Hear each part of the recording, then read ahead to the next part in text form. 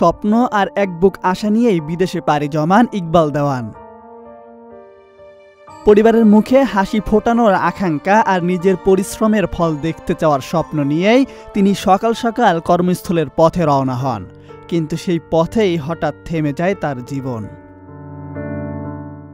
ইতালির রোমে কর্মস্থলে যাওয়ার সময় হঠাৎ অসুস্থ বোধ করেন ৩৮ বছর বয়সী প্রবাসী ইকবাল দেওয়ান।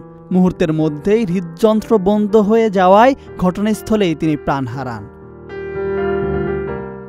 স্থানীয়রা তাকে দ্রুত উদ্ধার করে সান জোভান্নি হাসপাতালে নিয়ে গেলে চিকিৎসকরা মৃত ঘোষণা করেন।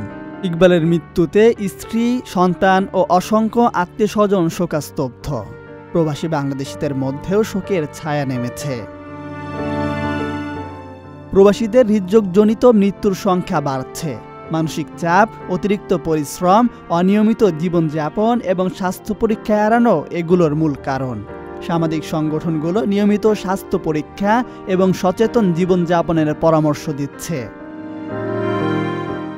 ইকবালের সহকর্মীরা তার বিদেহী আত্মার মাগফিরাত কামনা করেছেন এবং শোকসন্তপ্ত পরিবারের প্রতি সমবেদনা প্রকাশ করেছেন। দেশে লাশ পাঠানোর ব্যবস্থা এখনও নিশ্চিত হয়নি। আপনার স্বপ্নগুলো আকাশ ছুবে প্রবাসীর হেলিকপ্টারের মাধ্যমে। বিয়ে, জন্মদিন অথবা যে কোনো বিশেষ প্রয়োজনে হেলিকপ্টার ভাড়া করতে যোগাযোগ করুন স্ক্রিনে দেয়া নাম্বারে। প্রবাসীর হেলিকপ্টার, নিরাপদ ও সাশ্রয়ী বাহনের বিশ্বস্ত নাম।